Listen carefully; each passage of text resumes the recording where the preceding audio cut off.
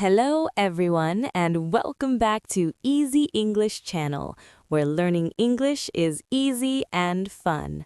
I'm Emily. And I am Peter. Hello to all our wonderful listeners. I am feeling a little bit slow today, Emily.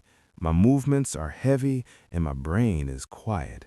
I hope that's okay for a podcast host. Slow is perfectly fine, Peter. In fact, you look very relaxed and peaceful. Did you have a very productive morning or a very quiet one where you ignored your to-do list?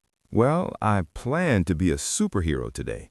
I wanted to clean my whole apartment, go to the gym for 2 hours, and finish 3 big reports for work. But instead, I spent 2 hours sitting on my balcony just watching a small spider build a web in the corner. A spider web instead of work reports. That sounds like a classic case of doing nothing, and I absolutely love it. It sounds like a movie scene. But I felt so guilty, Emily. I kept looking at my phone and thinking, Peter, you are being lazy. You should be working hard like everyone else on social media who was running marathons at 5 a.m. That guilty feeling is exactly why we need today's topic, the art of doing nothing. We are going to talk about why being lazy might actually be the smartest thing you do for your brain today. I am very happy to hear that because I am an expert at being lazy, but I didn't know it was an art form that people could study. It definitely is. And stay tuned, everyone, because at the end of the episode, I have a small secret tip, a 5-minute technique that helps me stop that shouting voice in my head so I can enjoy my rest without any guilt.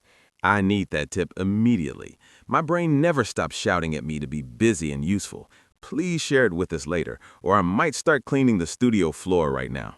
I promise I will. But first, let's talk about why we're so obsessed with being busy and productive all the time in modern life. Emily, when someone asks you, "How are you?" in the street or at the office, what is the most common answer you hear lately? Everyone says, I'm so busy, or I'm exhausted, but keeping on. It's like a competition to see who has the most stress, the longest to-do list, and the least amount of sleep. Yes, we wear our busyness like a trophy or a gold medal. If we aren't busy, we feel like we are failing or being useless to society. Exactly. I feel like if I'm just sitting on the sofa without a book or a laptop, I'm wasting my life. But when I'm busy, I feel important and powerful, even if I'm just answering boring emails that don't really matter. That is called the busy trap. We fill our time with small, noisy tasks because we're actually afraid of silence and stillness. We don't know who we are without our work. Stillness is scary, Emily. If it's quiet, I start thinking about all the things I haven't done yet, like fixing my leaky faucet or calling my grandmother. It makes me want to pick up my phone and scroll just to stop the thinking. Let's look at the word lazy for a moment, because people use it in a negative way. To me, laziness is when you avoid something you need to do, but resting is when you give your body what it needs to recover and stay healthy. Oh, I like that distinction. So watching the spider was resting because my brain was tired from a long week of meetings and screens. Exactly. Your brain is like a smartphone battery. It cannot stay at 100% forever. If you don't plug it in and recharge it, it will stop working properly and eventually it will just shut down. My colleague, David, you remember him, right? The one who drinks 4 espressos before 10 a.m.? He never rests. He even reads work documents while he is walking to the bathroom. David is a prime candidate for burnout if he doesn't learn the art of doing nothing. His battery will hit 0% very soon, and he will be forced to stop. He thinks he is being efficient, but I noticed he makes more mistakes when he is tired, so he has to spend more time fixing the mistakes. It's like he is running in a circle. That's not efficient at all. It's much better to do nothing for an hour and then work with a clear, sharp mind for 2 hours. You get more done in less time. I think I would try to sit on my balcony instead of checking my emails tonight. It's a small change, but maybe a big help. Did you know that some of the best ideas and discoveries in human history came when people were doing absolutely nothing and feeling bored? Really? I thought great ideas only came when people were thinking very hard in a library or a laboratory with a lot of books. Actually, no. Isaac Newton was just sitting under a tree relaxing when he saw an apple fall and thought about gravity, and Archimedes was taking a relaxing bath when he shouted Eureka. So I should spend more time in the bath and under trees for my work reports. Maybe I will find a genius idea there. Maybe. When we are bored or doing nothing, our brain goes into what scientists call default mode. It starts wandering like a traveler and connecting different ideas that it couldn't connect when we were focused on a task. That makes total sense. When I was watching that spider building its web, I suddenly remembered where I left my car keys. I had been looking for them for 3 days with a lot of stress. See? Boredom is the soil where creativity grows.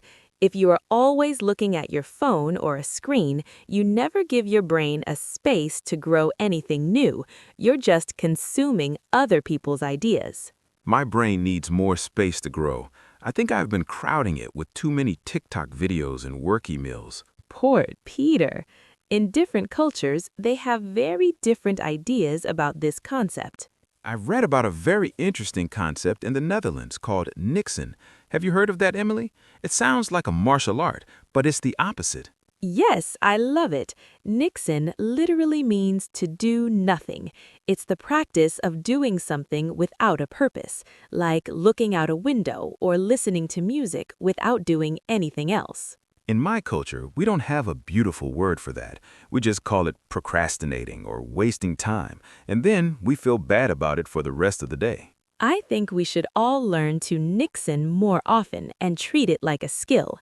In Italy, they have a famous phrase, dolce far niente, which means the sweetness of doing nothing. The sweetness of doing nothing. That sounds like a delicious dessert, much better than lazy Peter. I'm going to tell my boss I am practicing dolce far niente next time he sees me staring at the ceiling. Imagine if we celebrated our rest as much as we celebrated our hard work. Hey, Peter, what did you do today? Oh, I practiced the sweetness of doing nothing for 3 hours. It was very successful. People would think I am crazy, but I would be the most relaxed and happy person in the office. Well, everyone, we hope you enjoyed today's episode about the art of doing nothing and the sweetness of being a little bit lazy every now and then. Remember that your brain needs a break just as much as your phone needs a charger to keep working. Go find a spider to watch or a window to look out of today for a few minutes. If you liked this episode, please give it a like and subscribe to Easy English channel. We love helping you learn English while you sit back and relax. Yes, and please share this with a friend who works too hard and never stops. Maybe they need a 5-minute break and a guilt-free window too. Until next time, everyone, keep learning, but don't forget to take a long and wonderful nap. Goodbye, everyone. I'm going back to my balcony to finish watching that spider. Ciao for now.